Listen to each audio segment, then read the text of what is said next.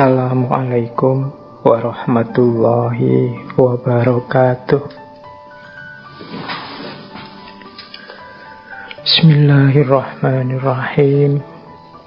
Alhamdulillahi rabbil alamin. Assalatu wassalamu ala asyrafil anbiya'i wal mursalin, Sayyidina wa maulana Muhammadin wa ala alihi wa ashabihi wa man tabi'ahum bi ihsanin ila yaumiddin. Amma ba'du. Bismillah, mari teman-teman kita mulai lagi ngaji filsafat kita.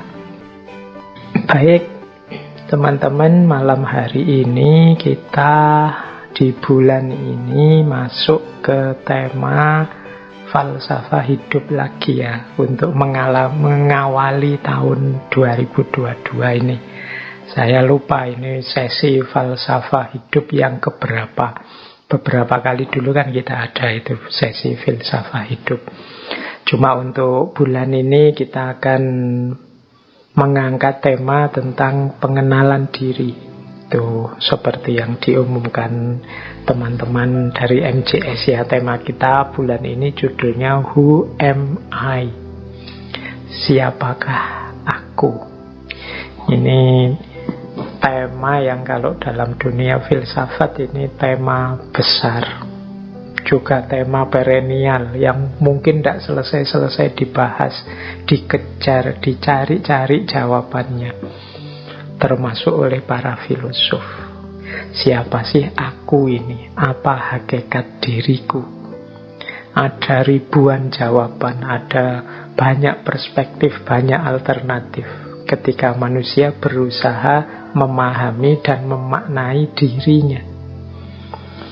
Nah, bulan ini kita belajar tema ini, meskipun nanti kita pecah jadi 4 subtema yang itu mengambil beberapa aspek tertentu. Tentu saja tidak bisa kita bahas semuanya total, sehingga nanti kita bisa paham benar siapa kita secara utuh.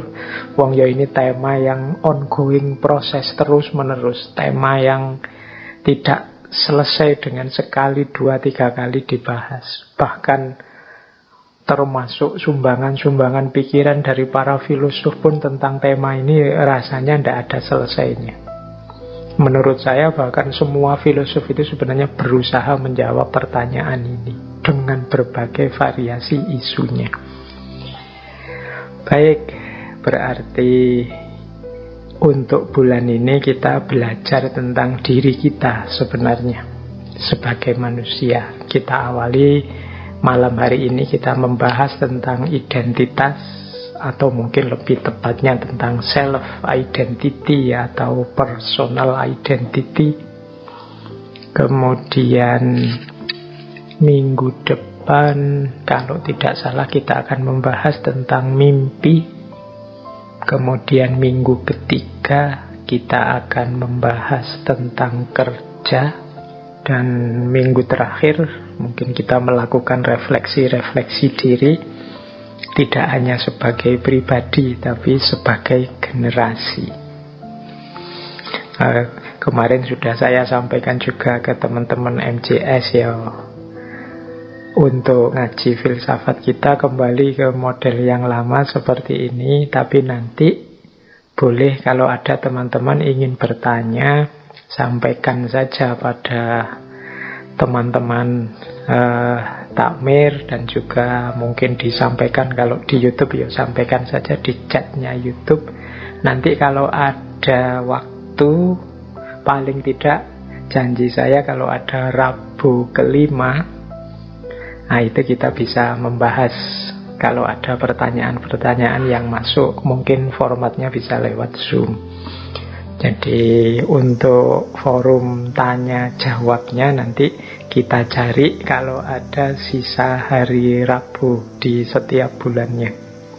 Kalau ada Rabu yang minggu ke-5. Baik, tapi kalau bulannya normal, Rabunya jumlahnya 4, ya kita istiqomah belajar ya. Jadi fokusnya memang kita istiqomah nambah wawasan dulu. Nanti pendalaman-pendalaman lewat pertanyaan atau kontekstualisasi untuk hidup teman-teman masing-masing, itu nanti bisa pelan-pelan dilanjutkan. Tapi yang jelas visi utamanya ngaji kita ini ya untuk nambah wawasan dulu.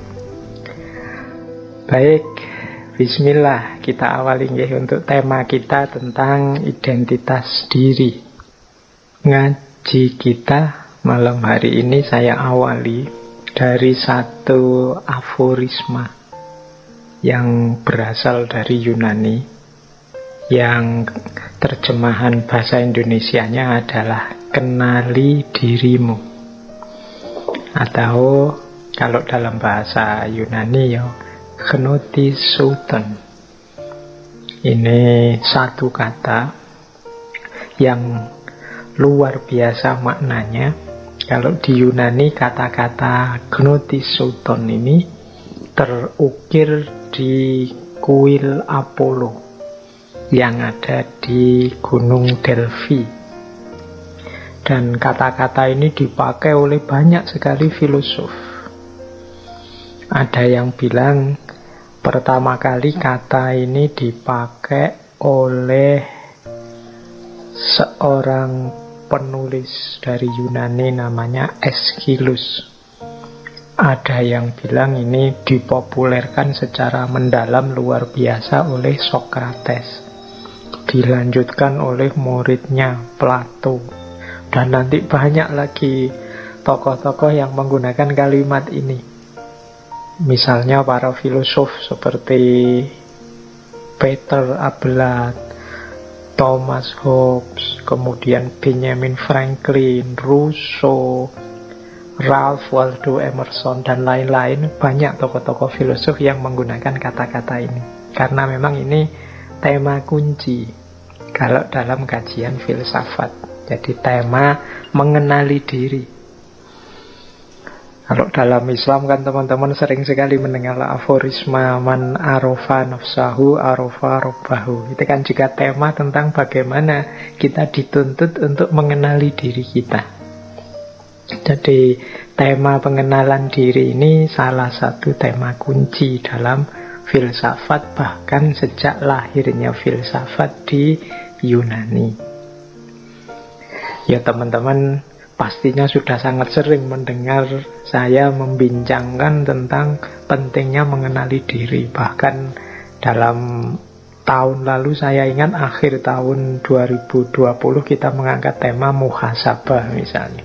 Muhasabah itu kan mengenali kembali diri, memahami kelebihan, kekuatan, kekurangan kita, dan lain sebagainya. Apalagi ini awal tahun. Makanya yuk kita awali dengan bagaimana kita memahami diri. Ada satu quotes yang menurut saya menarik tentang memahami diri ini dari Goethe. Ini saya ambil satu saja untuk mungkin merefresh pemahaman kita betapa pentingnya aspek memahami diri. Jadi kata Goethe, one must be something in order to do something.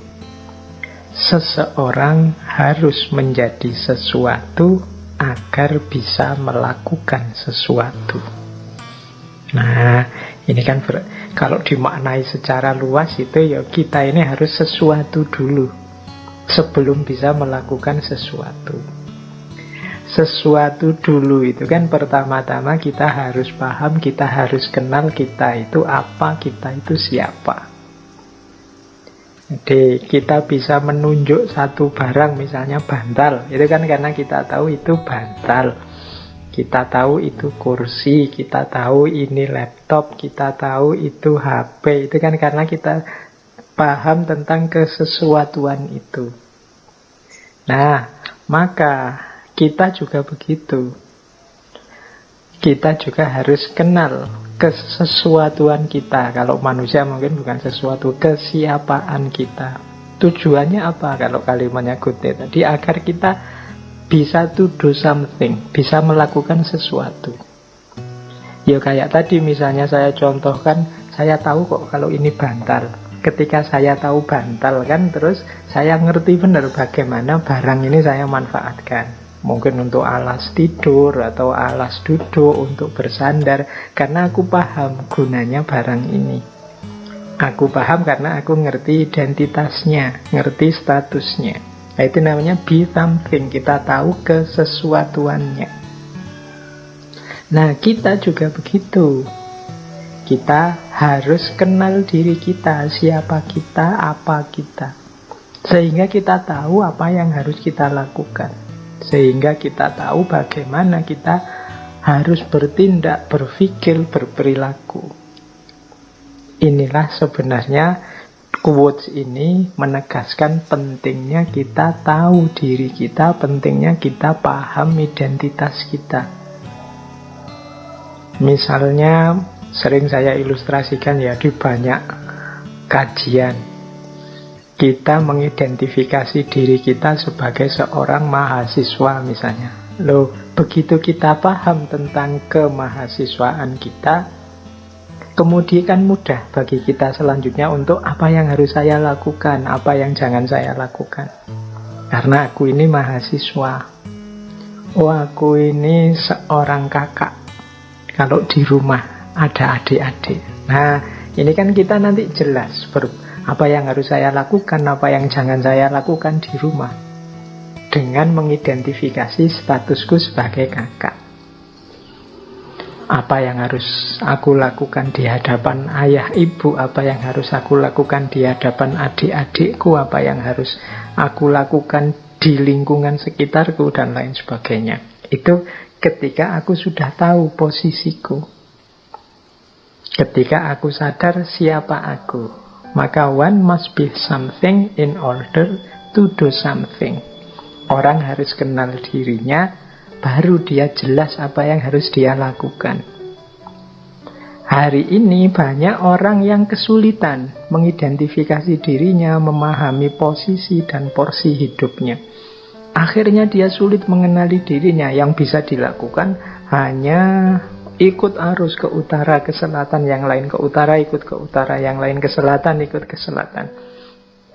Tidak punya pendirian, tidak punya patokan, aku ini siapa, maka yang harus aku lakukan apa. Sehingga kadang-kadang, ini nyuwun sewu, kadang-kadang ada orang itu yang makomnya masih murid tapi gayanya kayak guru.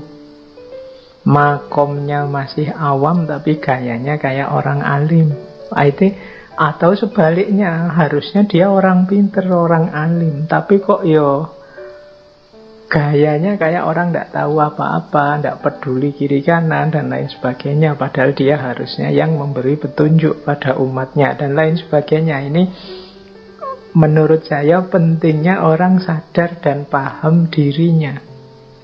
Dengan kita kenali diri kita, kita pahami identitas kita, di sanalah jelas bagi kita selanjutnya apa yang harus kita lakukan dan apa yang jangan kita lakukan.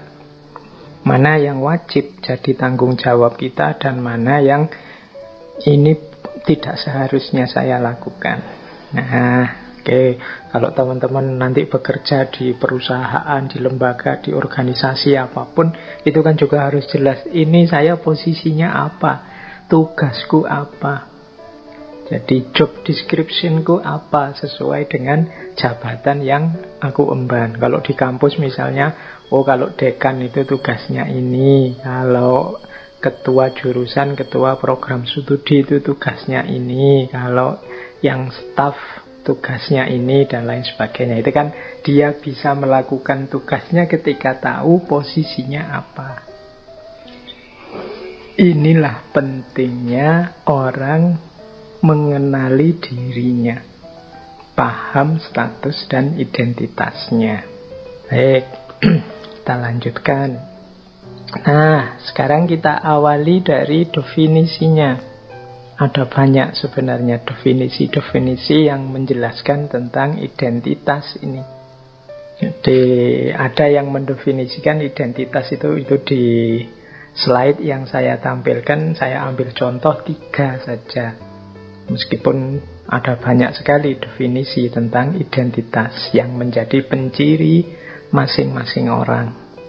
Identitas itu adalah satu konsepsi diri, hasil refleksi kita, atau satu citra diri yang kita simpulkan dengan dasar tertentu.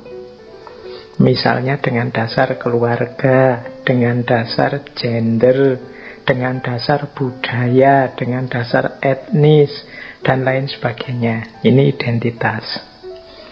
Maksudnya definisi ini, identitas itu citra diri kita, konsep kita tentang diri kita.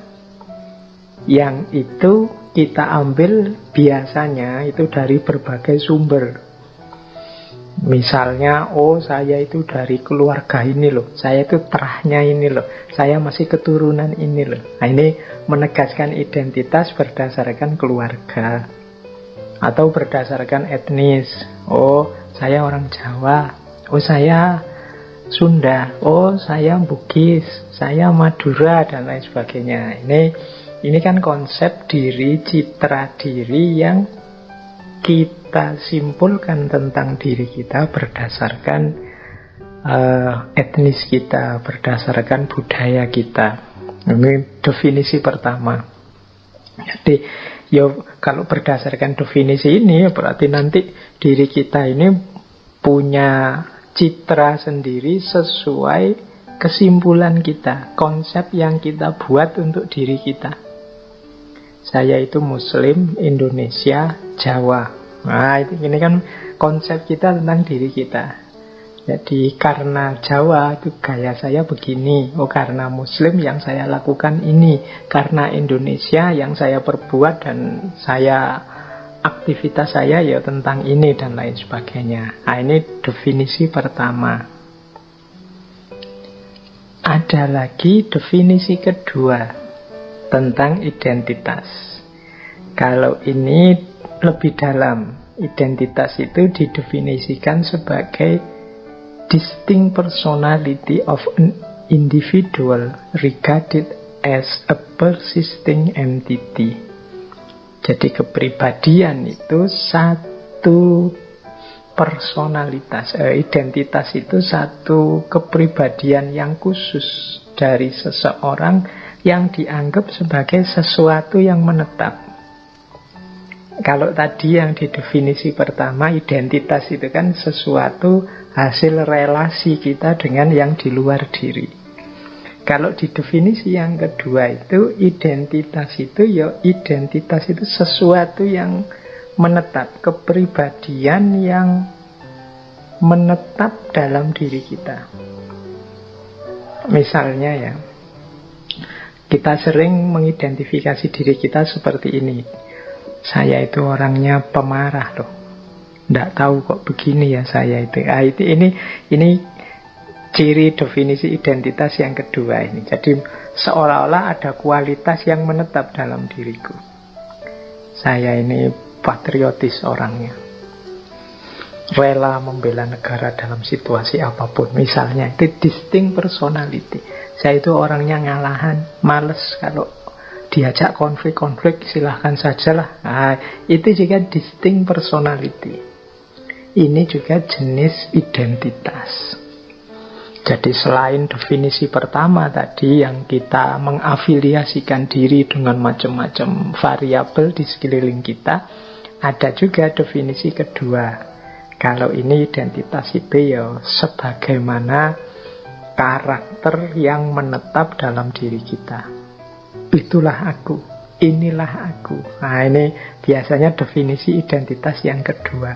Terimalah aku apa adanya, itu biasanya orang merujuknya dengan gaya identitas yang kedua. Ada lagi definisi ketiga. Identitas itu a sense of individual autonomy. Jadi rasa diri yang otonom. Jadi di definisi yang ketiga ini, identitas itu lebih pada bagaimana aku mendefinisikan diriku. Jadi bukan tidak lagi tergantung pada hal-hal di luar diriku, atau pasrah saja ada kualitas yang permanen dalam diriku. Tapi identitas itu dalam definisi yang ketiga, ya bagaimana aku mempersepsi dan ingin membentuk diriku. Nah, ini definisi yang ketiga. Jadi identitas itu ada kalanya hal-hal yang ditambahkan dalam diri kita karena relasi kita dengan yang di luar diri. Ada kalanya identitas itu dianggap ya karakter, dianggap sebagai ciri yang khas unik dari diri kita. Ada yang menganggap ya identitas itu adalah cermin dari kebebasan kita untuk membentuk diri kita seperti yang kita inginkan. Jadi ini 3 definisi dari identitas. Yang satu terserah pada hubungan-hubungan di sekeliling kita. Yang kedua harus kita cari karakter-karakter khusus kita. Yang ketiga terserah pada kita seperti apa kita ingin membentuk diri kita. Jadi ini masing-masing nanti ada filosofinya, nanti kita jelaskan di belakang. Paling tidak teman-teman malam hari ini ngerti ya, kalau kita bilang identitas itu ada gaya yang pertama, ada gaya yang kedua, ada gaya yang ketiga. Kalau yang ada di KTP itu biasanya ya gaya pertama. Nama kita siapa, lahir di mana, dari keluarga apa, gendernya laki-laki apa perempuan dan lain sebagainya. Itu kan identitas pertama yang berhubungan dengan afiliasi-afiliasi kita dengan hal-hal di luar diri. Ada yang kedua itu berarti kalau teman-teman belajar tasawuf, belajar filsafat tentang manusia, sisi batin dan lain-lain, ini membahas karakter identitas yang menetap, sosok sisi manusiawi kita. Ada lagi versi identitas itu ketiga, yaitu bagaimana kita membentuk diri kita, berproses membentuk dunia ini seperti yang kita inginkan. Nah, itulah nanti jadi penciri kita. Jadi ini 3 tipe definisi tentang identitas. Ya kalau mau lebih didetailkan lagi, di situ saya bedakan ada personal identity, ada cultural identity dan social identities, dan juga others. Others itu parameter-parameter yang lain. Personal identity ini lebih pada definisi identitas yang kedua dan ketiga. Dan malam hari ini sebenarnya kita akan lebih fokus pada personal identity-nya. Bagaimana kita memahami diri personal kita. Kalau yang cultural, kultural, dan sosial, ya nanti mungkin ada sesi yang lain kita perdalam lagi tentang identitas-identitas sosial kultural.